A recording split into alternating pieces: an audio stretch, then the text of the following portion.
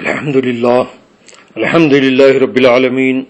والعاقبة للمتقين والصلاة والسلام دائما على أشرف الأنبياء والمرسلين أما بعد أعوذ بالله من الشيطان الرجيم بسم الله الرحمن الرحيم ولا تقولوا لمن يقتل في سبيل الله أموات بل أحياء ولكن لا تشعرون وَلَنَبْلُوَنَّكُمْ بِشَيْءٍ مِّنَ الْخَوْفِ وَالْجُوعِ وَنَقْصٍ مِّنَ الْأَمْوَالِ وَالْأَنفُسِ وَالثَّمَرَاتِ وَبَشِّرِ الصَّابِرِينَ الَّذِينَ إِذَا أَصَابَتْهُم مُّصِيبَةٌ قَالُوا إِنَّا لِلَّهِ وَإِنَّا إِلَيْهِ رَاجِعُونَ أُولَئِكَ عَلَيْهِمْ صَلَوَاتٌ مِّن رَّبِّهِمْ وَرَحْمَةٌ وَأُولَئِكَ هُمُ الْمُهْتَدُونَ صدق اللہ العظیم۔ بارگاہ رسالت والے رسالت میں ایک مرتبہ درود پاک کا نذرانہ پیش فرمائیے گا۔ اللہم صلی علی سیدنا نبینا شفیعنا حبیبنا مولانا محمد وعلی آل محمد کما تحب وترضى بین صلی علیہ صلاۃ و سلام علیک یا رسول اللہ صلاۃ و سلام علیک یا حبیب اللہ۔ وَلَا تَقُولُوا لِمَن يُقْتَلُ فِي سَبِيلِ اللَّهِ أَمْوَاتٌ بَلْ أَحْيَاءٌ وَلَكِن لَّا تَشْعُرُونَ، اور جو لوگ اللہ کی راہ میں مارے گئے انہیں مردہ مت کہو بلکہ وہ زندہ ہیں، لیکن تمہیں اس بات کا شعور نہیں ہے۔ یعنی مسلمانوں، تم اپنی حالت پر قیاس کر کے کہیں ہمارے جان نثاروں کو مردہ کہنے لگو گے، وہ مرے نہیں، وہ تو زندہ ہے، عند اللہ وہ زندہ ہیں۔ وَلَنَبْلُوَنَّكُمْ بِشَيْءٍ مِّنَ الْخَوْفِ وَالْجُوعِ وَنَقْصٍ مِّنَ الْأَمْوَالِ وَالْأَنفُسِ وَالثَّمَرَاتِ، ہم ضرور تمہیں آزمائیں گے کچھ ڈر اور بھوک سے، اور کچھ مالوں اور جانوں اور پھلوں کے نقصانات سے۔ یہ سب نقصانات سے تمہیں آزمایا جائے گا۔ اس آزمائش کے بعد جب آزمائش میں کامیاب ہو جاؤ گے، جب اپنی جانوں کے نذرانے نچھاور کرو گے، تو پھر اب یہاں بشارت سنائی جا رہی ہے، وَبَشِّرِ الصَّابِرِينَ الَّذِينَ إِذَا أَصَابَتْهُم مُّصِيبَةٌ قَالُوا إِنَّا لِلَّهِ وَإِنَّا إِلَيْهِ رَاجِعُونَ۔ اور اب بشارت سنائی جا رہی ہے کہ جو اپنی جانوں کے نذرانے پیش کر دیے، سب کچھ لٹا دیے ہیں اللہ کی راہ میں، انہیں خوشخبری سنائی جا رہی ہے کہ اے محبوب صلی اللہ تعالی علیہ وسلم، ان صابرین کو خوشخبری سنا دو، ان صبر کرنے والوں کو خوشخبری سنا دو کہ جب ان پر کوئی مصیبت پڑے تو وہ یہ کہیں کہ ہم اللہ ہی کے ہیں اور ہمیں اسی کی طرف پلٹ کر جانا ہے۔ اولئک علیہم صلوات من ربہم ورحمہ واولئک هم المہتدون، یہی وہ لوگ ہیں جن پر ان کے رب کی درودیں ہیں، رحمتیں ہیں، اور یہی لوگ ہدایت یافتہ لوگ ہیں جو مصیبتوں کو جھیلتے ہیں، جو جانوں کے نذرانے پیش کرتے ہیں، جو صبر کرتے ہیں۔ یہی لوگ ہیں جن کے لیے اللہ کی رحمتیں ہیں، صابرین کے لیے اللہ کی رحمتیں ہیں، بشارتیں ہیں، ہدایتیں ہیں ان کے لیے۔ اور جو ظالم ہیں وہ تو گمراہ ہونے والے ہیں، ان پر عذاب کی وعیدیں ہیں، نار جہنم ان کا مقدر ہو چکا ہے، وہ تو گمراہ ہو چکے ہیں۔ اور یہ ساری بشارتیں صابرین کے لیے ہے جو صبر کا دامن کو تھامے ہوئے ہے۔ مارے کے کرب و بلا میں اہل بیت اطہار اپنی جانوں کے نذرانے نچھاور کر رہے ہیں۔ پانی بند کر دیا گیا 2 محرم سے 10 محرم تک،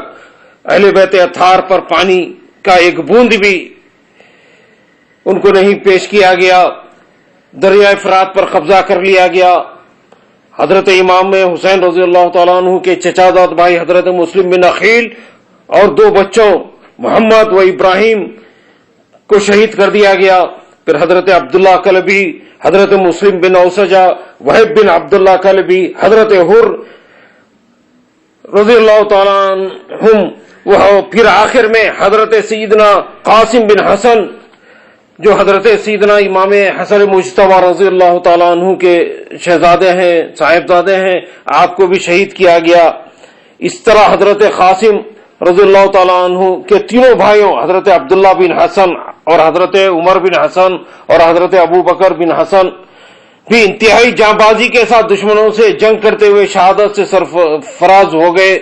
پھر حضرت عباس علمبردار کی اب باری آتی ہے کہ آپ لڑنے کے لیے جاتے ہیں. اب وہ وقت بھی آ گیا کہ اسد اللہ الغالب حضرت سیدنا علی مرتضی رضی اللہ تعالیٰ عنہ کے فرزند ارجمن حضرت عباس علمبردار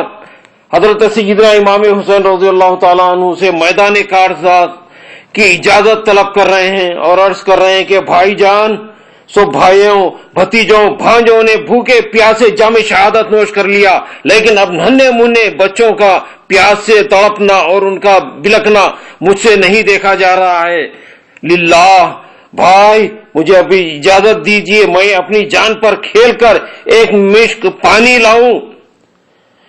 اور ان پیاسوں کو سیراب کروں. حضرت امام حسین رضی اللہ تعالیٰ عنہ زار زار رونے لگتے ہیں اور فرماتے ہیں کہ بھائی عباس، میرا علمبردار تم ہی ہو، اب تم ہی بتاؤ کہ تمہارے بعد میرا علم کون اٹھائے گا اور میرے قلب مجروح پر مرہم کون لگائے گا. حضرت عباس رضی اللہ تعالیٰ عنہ نے روتے ہوئے عرض کیا کہ ابن رسول اللہ،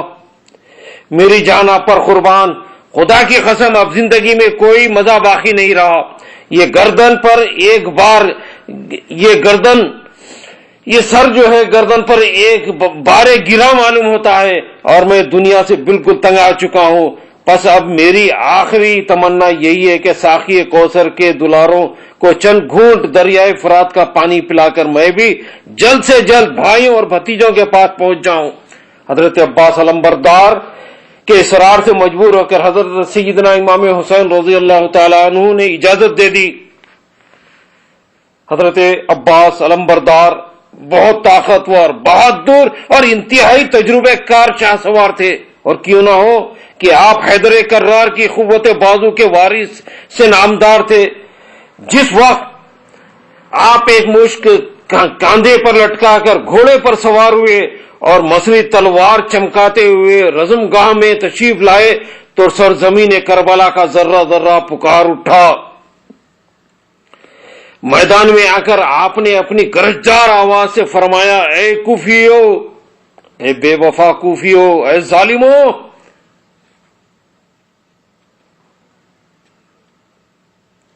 اور شامیان نے پردغا، تم لوگوں نے جگر گوشے رسول و فرزند بطول کو 150 عرضیاں بھیج کر مہمان بلایا، اور جب وہ مقدس مہمان سفر کی مشقتیں برداشت کر کے تمہاری زمین میں رونق افروز ہوا تو مسافروں کو نہ دی ایک بوند پانی کی، بلا کے گھر میں غرد خوب مہمانی کی. اے ظالموں، میں اب بھی کہتا ہوں کہ تم لوگ حضرت امام حسین رضی اللہ تعالیٰ عنہ کے خون ناحق سے باز آ جاؤ اور ساقی کوثر کے پیارے بچوں کو اس طرح پیاس سے نہ تڑپاؤ. تم لوگ نواز رسول اور گلشن فاطمہ کے سب سے ننھے اور نازک پھول یعنی حضرت علی اصغر رضی اللہ تعالیٰ عنہ کی پیاس پر رحم کھاؤ کہ وہ نور کی صورت اور حسن و جمال کا نرم و نازک پہ کر پیاس کی شدت سے تڑپ کر بھوکی پیاسی ماں کی گود میں تڑپ رہا ہے. کم از کم اتنا پانی تو دے دو کہ گلشن نبوت کا یہ ننھا پودا تو سیراب ہو جائے. بے رحم کوفیوں اور شامیوں کے سینوں میں دل کی جگہ شاید پتھر کا کوئی ٹکڑا تھا کہ جناب حضرت علمبردار کی تقریر سن کر ذرا بھی انہیں رحم نہیں آیا، بلکہ ابن سعد اور شمر وشید چلا چلا کر کہنے لگے کہ اے عباس، جب تک حسین بن علی یزید کی بیعت نہ کریں گے، خدا کی قسم ہرگز ہرگز ان کے خیمے میں پانی کی ایک بوند بھی نہیں جانے دیں گے. اللہ اکبر. بلکہ اسی طرح اہل بیت کے ایک ایک بچے کو بھوکا پیاسا ذبح کر ڈالیں گے. حضرت عباس علمبردار دشمنوں کا یہ ظالمانہ جواب سن کر جوش جہاد میں بے خود ہو گئے اور گھوڑا چمکا کر بجلی کی طرح خنجر آبدار اور چمکتی تلوار دھواں دھار چلاتے ہوئے گرد اشقیاء کو موت کی آغوش میں سلاتے ہوئے آگے بڑھے. ابن سعد نے جب آپ کو آتے ہوئے دیکھا تو گھبرا کر چلانے لگا کہ خبردار میرے سپاہیوں، بہت ہی چاق و چوبند اور ہوشیار رہنا۔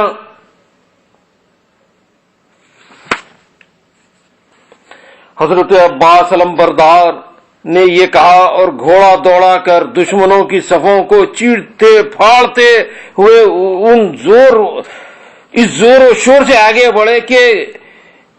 گرد و غبار کے بادل میں یزیدی لشکر درہم برہم ہو گیا،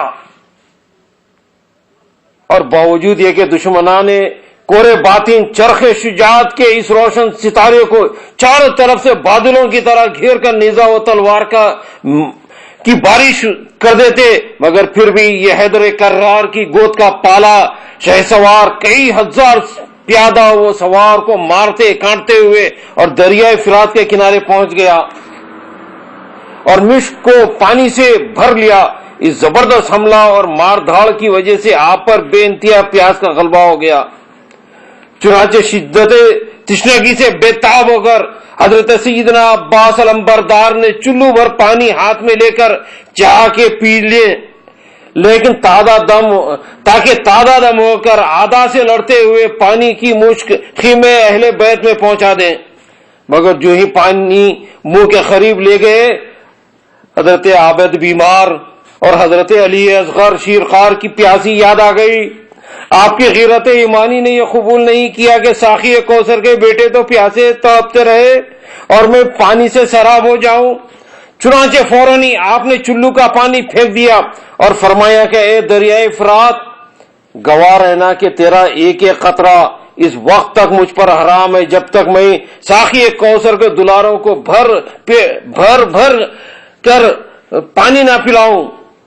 یہ کہا اور مشک کو داہنے کاندھے پر لٹکا کر خیمے کی طرف گھوڑا دوڑایا۔ ابن سعد نے اپنے لشکر کو للکار کر کہا کہ خبردار، ہوشیار،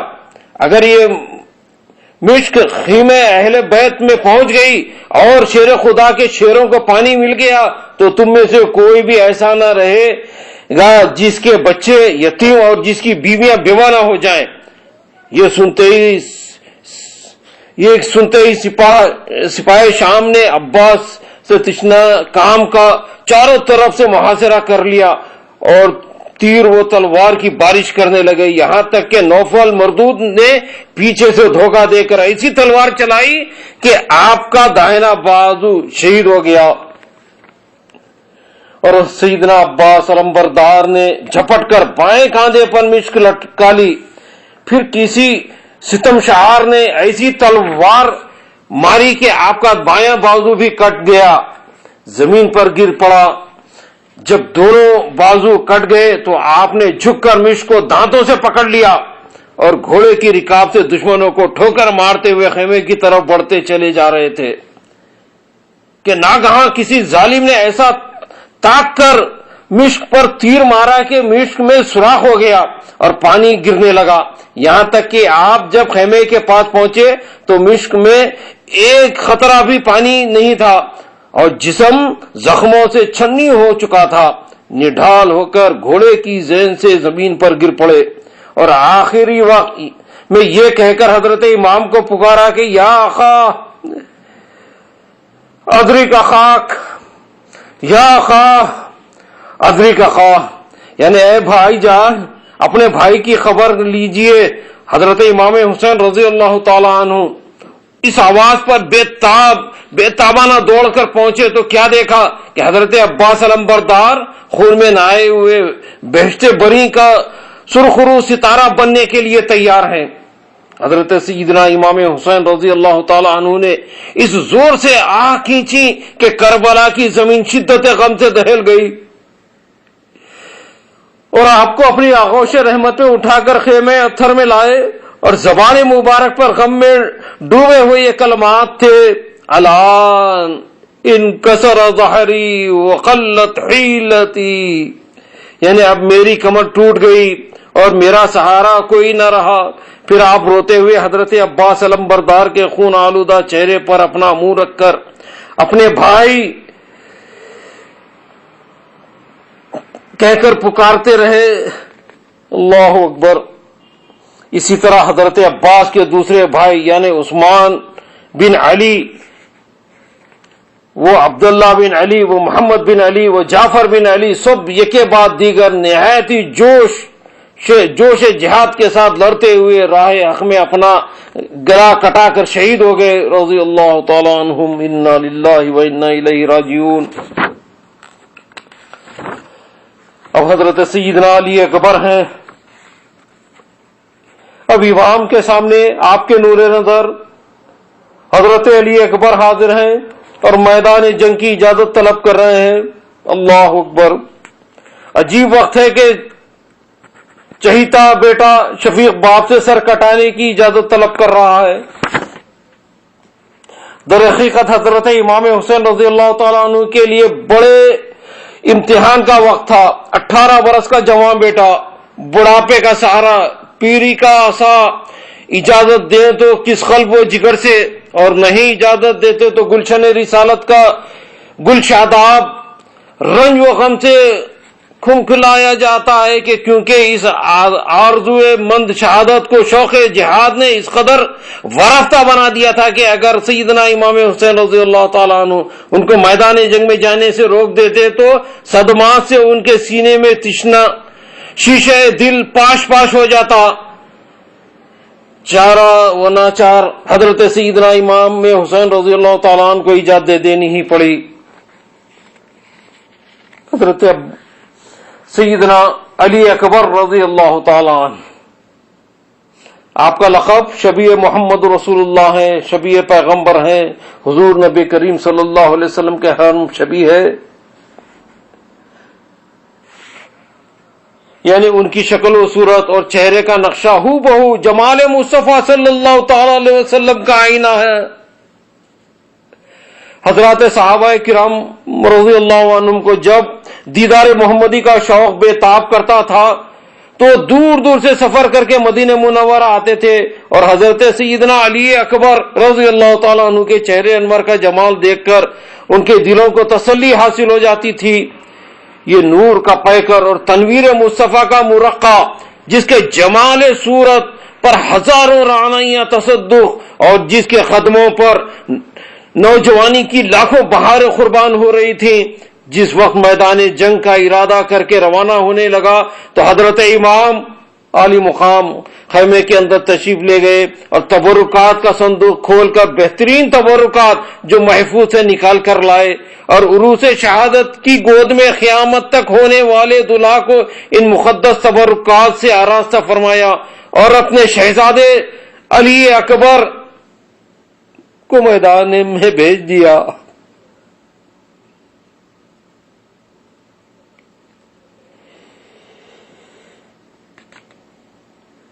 غرض کے مقدس باپ کی پیاری پیاری دعاؤں سے دامن بھر کر یہ اسد اللہ شیر میدان میں آیا اور ذوالفقار حیدری چمکا کر مجاہدانہ لہجے میں رجس کا یہ شعر پڑھا: انا علی بن حسین بن علی، انا علی بن حسین بن علی، نحن اہل بیت اولا بن نبی۔ یعنی اے گروہ اشقیاء، اے ظالموں، تم مجھے جان لو اور پہچان لو کہ میرا نام علی اکبر ہے اور میں امام حسین کا بیٹا ہوں، اور امام حسین فاتح خیبر علی حیدر کے نور نظر ہیں، اور یاد رکھو کہ ہم اہل بیت ہیں۔ میدان جنگ میں بھی سب اپنا اپنا تعارف پیش کرتے ہیں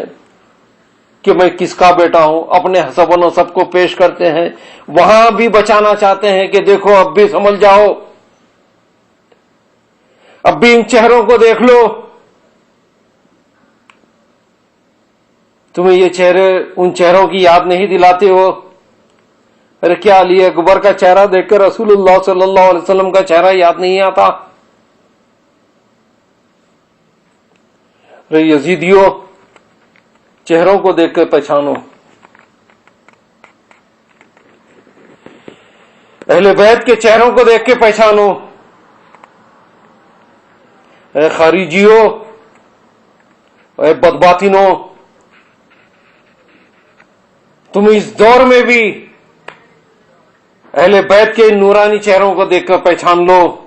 کہ یہ کس کے چہرے ہیں. حضرت عبدالرزاق نور العین کی اشرفی سادات، ان کے چہروں کو دیکھ کر پہچان لو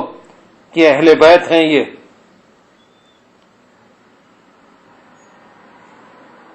تمہیں یزیدی جراثیم کیوں کر آ گئے ہیں؟ کہاں سے آ گئے ہو؟ یہ خارجیت کے جراثیم کیوں پیدا ہو گئے ہو؟ ذرا دیکھ لو، ان چہروں کو دیکھ لو تم. یہ اہل بیت ہر وقت اپنے نسب کو پیش کرتے رہے کہ ہمارے چہروں کو دیکھ کے پہچان لو. اے اشقیا، تم مجھے جان لو اور پہچان لو کہ میرا نام علی اکبر ہے. اپنے نام کا تعارف کروا رہے ہیں، وہ جانتے بھی ہیں لیکن پھر بھی تعارف ہو رہا ہے کہ دیکھ لو، اب بھی سمجھ جاؤ کہ تم تیر کس پر چلا رہے ہو. جس پر درود بھیج رہے ہیں اسی پر تیر چلا رہے ہو. اللہم صلی علی محمد وعلی آل محمد، یہ تو نماز میں کہہ رہے ہو اور پھر تیر بھی چلا رہے ہو. اور میں امام حسین کا بیٹا ہوں، اور امام حسین فاتح خیبر علی حیدر کے نور نظر ہیں. اور یاد رکھو کہ ہم اہل بیت ہیں. اور سن لو کہ خدا کے اس آسمان کے نیچے اور خدا کی اس زمین کے اوپر خدا کے نبی کا ہم سے زیادہ قریبی رشتہ دار کوئی نہیں ہے. اللہ اکبر. یہ اہل بیت کی عظمت ہے. ان اہل بیت سے زیادہ نبی کا کوئی قریب نہیں. یہ گھر والے ہیں، ان گھر والوں کو پہچان لو. شہزادے نے جس وقت یہ رجز پڑھی تو آپ کی مجاہدانہ ہیبت سے ریگستان کربلا کا ذرہ ذرہ کانپ اٹھا. اور کورے باطن یزیدیوں کو جب شبیہ پیغمبر علی اکبر کے چہرے انور پر جمال مصطفیٰ کی تجلیاں نظر پڑی تو وہ مہوے حیرت بن کر ابن سعد سے پوچھنے لگے کہ یہ کون سوار آ گیا کہ جس کے حسن و جمال کی تجلیاں نگاہوں کو خیرہ کر رہی ہیں. ابن سعد نے کہا کہ یہ امام حسین کے فرزند ہیں جو جمال صورت میں ہم شکل مصطفیٰ اور جمال سیرت میں وارث علی مصطفیٰ علی مرتضیٰ ہیں. اللہ اکبر. یہ اشقیا سب جانتے ہیں، ابن سعد سب جانتا ہے. عشر مبشرہ کا بیٹا ہے، حضرت سعد بن وقاص رضی اللہ تعالیٰ عنہ کا بیٹا ہے وہ. یہ یزیدی سب جانتے ہیں، یہ خوارج سب جانتے ہیں، اہل بیت کی عظمتوں کو پہچانتے ہیں، ہر چیز سے واقف ہیں. لیکن اس کے باوجود بھی اپنے بغض میں وہ جی رہے ہیں. انتقام کی آگ بھڑکی ہوئی ہے. تو ابن سعد نے تعارف کروایا کہ یہ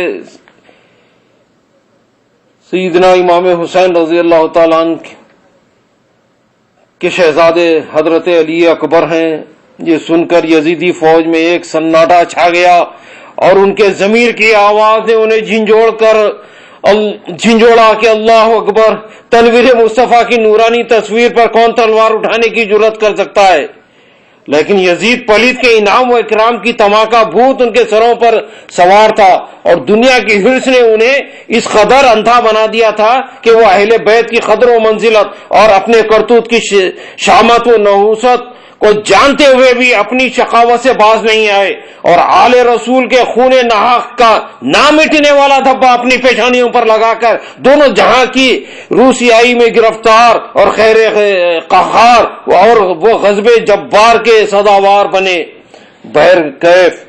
حضرت سیدنا علی اکبر رضی اللہ تعالیٰ عنہ نے دشمنوں کی صفوں کے سامنے کھڑے ہو کر ایک نعرہ مارا اور فرمایا کہ اے ستمگارو، اگر تمہیں آل رسول کے خون کی پیاس ہے تو تم میں سے جو سب سے زیادہ بہادر ہو اس کو میدان میں بھیجو،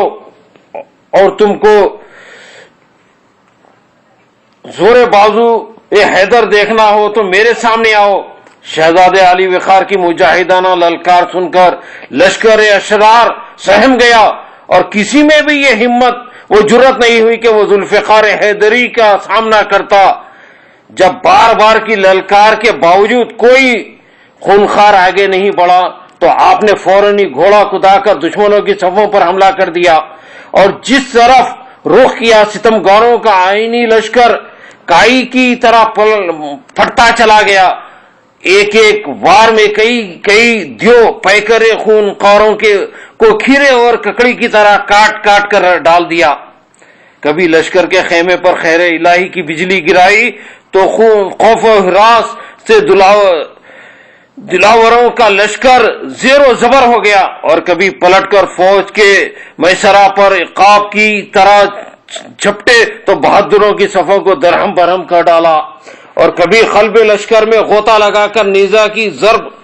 और तलवार की मार का जौहर दिखाया तो गर्दन कुशों के सर मौसम खिजा के पत्तों की तरह झड़कर गिरने लगे। हर तरफ एक शोर बर्पा हो गया और बड़े बड़े सुरमाओं के अवसान खता और बड़े बड़े जंगजू बहादुरों की हिम्मतें शिकस्ता और हौसले पस्त हो गए। शेर हक का हमला न था बल्कि खैर इलाही का एक अजीम अजाब था जो उनके सरों पर बरखे खातिब बनकर मुसल्लत हो गया था। हर तरफ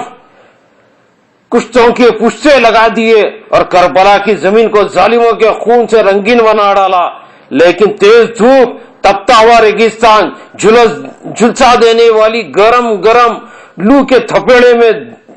दौड़ धूप और हमलों की शिद्दत ने इस मुजाहिदे जांबाज को प्यास से बेकरार कर दिया। चुनाचे आप पलटकर हजरत इमाम हुसैन रज़ी अल्लाह तआला अन्हु की खिदमत में आए और मेहरबान बाप को अपनी खुश्क जबान दिखाकर अर्ज किया कि या बता अल अतश, या बता अल अतश। अब्बा जान, प्यास का कलवा है, मगर यहां पानी कहां था जो इस तिश्ने शहादत को सैराब किया जाता। शफीक बाप ने अपनी उंगश्तरी इनायत फरमाई और कहा कि बेटा इसको मुंह में रख लो। मुकद्दस बाप की मुशफ़िकाना तसल्ली से कुछ तस्कीन हुई तो फिर रज़मगाह का रुख किया और फरमाया कि ए गुरु, ए अशरार, ए अशकिया, ए बदबख्तो, जिसके सर पर मौत सवार हो वो मेरे सामने आए और जुल्फ़िकार की मार का मजा चखले। आपने कई बार ललकार का मुबारिस तलब फरमाया, है कोई मेरे मुकाबले वाला, मुकाबले के लिए आ जाए, मगर किसी बहादुर का कदम आगे नहीं बढ़ा। ऐसा मालूम होता था कि एक भूखे शेर के सामने बकरियों का एक मजमा है, एक ग्रुप है जो जान के खौफ से दम बखुद और लर्ज़ाबान दाम है। ये मंजर देखकर इब्ने साद ने तारिक पहलवान से कहा कि तारिक, बड़े शर्म की बात है कि एक अकेला हाशमी नौजवान मैदान में तुम हजारों को ललकार रहा है, मगर तुम में कोई भी ऐसा गैरतमंद नहीं है जो इसका मुकाबला करे। तारिक, अगर तू आगे बढ़कर इस नौजवान का सर काट दे तो मैं वादा करता हूं कि तुझे अब्दुल्ला बिन जियाद से मौसूल की गवर्नरी का परवाना दिला दूंगा। दुनिया का कुत्ता तारिक गवर्नरी की लालच में फर्जंद रसूल का खून बहाने के लिए दौड़ पड़ा और निजा मारकर अल्लाह अकबर हजरत अली अकबर पर कातिलाना हमला कर दिया। मगर अब्दुल्लाही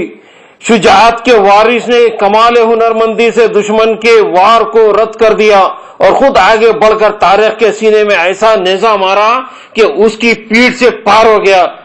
और वो लड़खड़ाकर घोड़े से गिर रहा और गिरते ही मर गया। और शहजादे ने अपने घोड़े की टाप से उसकी लाश को रौंदकर उसकी हड्डियों को भी चिकनाचूर कर दिया।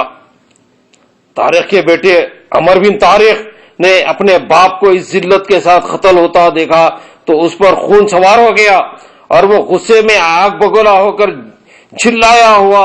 आगे बढ़ा और मजनूनों की तरह हजरत सैयदना अली अकबर रज़ी अल्लाह तआला अन्हु पर हमला करने लगा, मगर आपने एक ही नेज़े की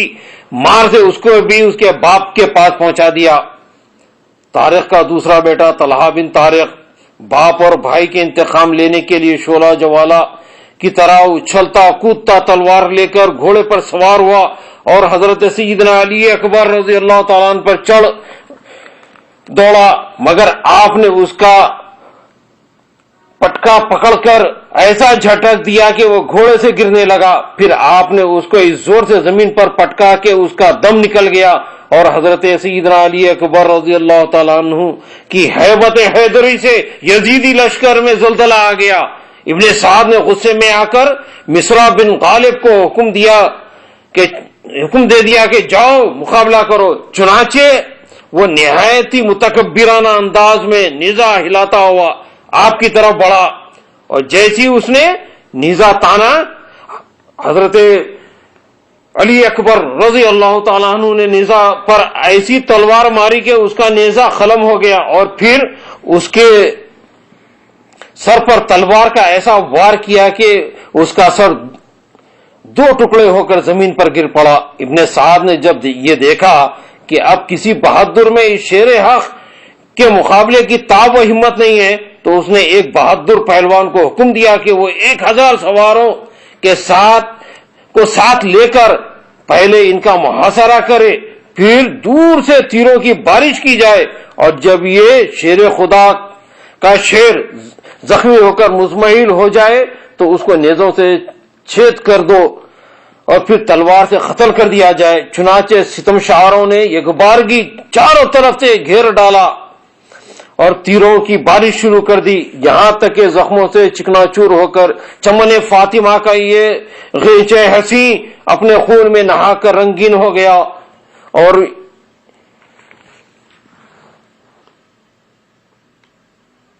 ابن نمیر نے آپ کے سفینے آپ کے سینے انور پر ایسا نیزہ مارا کہ آپ گھوڑے کی زین سے زمین پر تشریف لائے اور شفیق باپ کو پکارا کہ یا ابتا درکنی، اے ابا جان اپنے نور نظر کو سنبھالیے۔ شہزادے کی پکار پر حضرت سیدنا امام حسین رضی اللہ تعالیٰ عنہ بے تابانہ گھوڑا دوڑا کر میدان میں پہنچے اور آپ کو اٹھا کر خیمے میں لائے، اور شبیہ پیغمبر حضرت سیدنا علی اکبر رضی اللہ تعالیٰ عنہ کے چہرے انور سے خون آلود غبار اپنے دامن اطہر سے صاف کرنے لگے۔ اتنے میں علی اکبر نے آنکھیں کھول دیں اور آخری بار حضرت سیدنا امام حسین رضی اللہ تعالیٰ عنہ کا دیدار کر کے ہمیشہ کے لیے آنکھیں بند کر لی اور بہشت بنی کو روانہ ہو گئے۔ انا للہ و انا الیہ راجعون۔